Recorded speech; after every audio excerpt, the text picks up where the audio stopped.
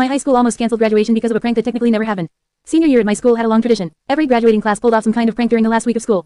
Most of them were harmless stuff, stacking chairs in the hallway, filling lockers with balloons, things like that. But our new principal didn't like the idea at all. At a school assembly he made it very clear. He stood at the podium and said, "If any senior pulls a prank this year, I will cancel graduation and every senior involved will be disciplined." The whole gym went dead silent. Then the whisper started. Nobody liked the idea of losing graduation, but nobody liked being threatened either. Seniors were angry. For a few days people talked about ignoring him and pulling a prank anyway. But one guy in my history class came up with a better idea. He called it the non-prank. Instead of doing something against the rules, we would technically do nothing wrong. But we'd make the principal panic the entire week thinking something big was about to happen. Within days the idea spread through the senior class. There were about 600 of us, and almost everyone agreed to participate.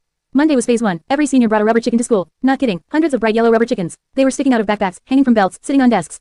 Some people squeaked them during passing periods. The hallway sounded like a farmyard. Teachers were confused. The principal looked like he was about to explode. By lunch an announcement came over the speakers. Rubber chickens are not appropriate school items. Please put them away or they will be confiscated. So teachers spent the rest of the day collecting rubber chickens. Tuesday was even better. Every senior showed up carrying a large empty cardboard box. No explanation. Just boxes. Boxes in classrooms. Boxes in the hallways. Boxes stacked by lockers. It looked like we were about to move the entire school somewhere.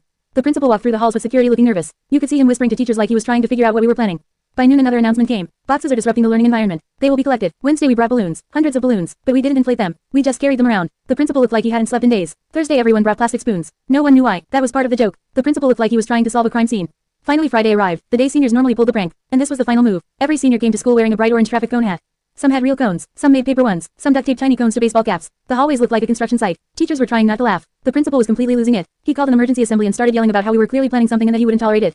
But here was the thing. We weren't breaking a single rule. We just wore hats. He couldn't punish anyone. And by the end of the day, nothing happened. No prank. No mess. No vandalism. Just 600 seniors walking around school all day wearing traffic cones.